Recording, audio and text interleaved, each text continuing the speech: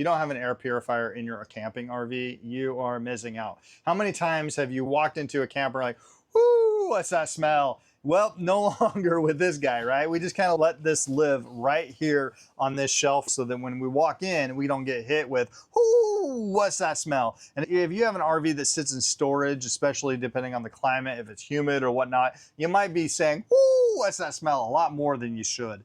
The other day, we got some burnt popcorn and we started this up and it took that burnt popcorn. Okay, it didn't go like that because burnt popcorn sticks around, but it took a few hours and it finally dissipated, where if I didn't have the air purifier, it would have taken a lot longer. You know what it's like when you're camping and somebody burns the popcorn. We're not going to mention who did it, but we are going to say that it was nasty.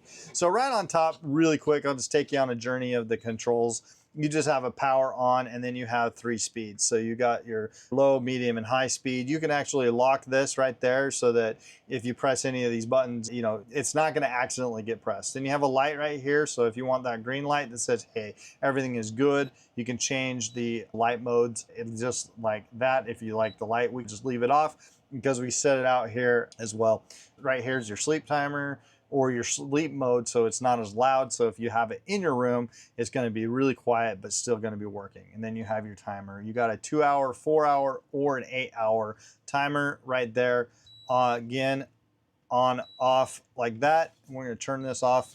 And last but not least is if you need to change the filter out, it is super easy to change that filter. Just pop that out, take that. Now we just actually changed this, so we're good to go. So that's a pretty good filter.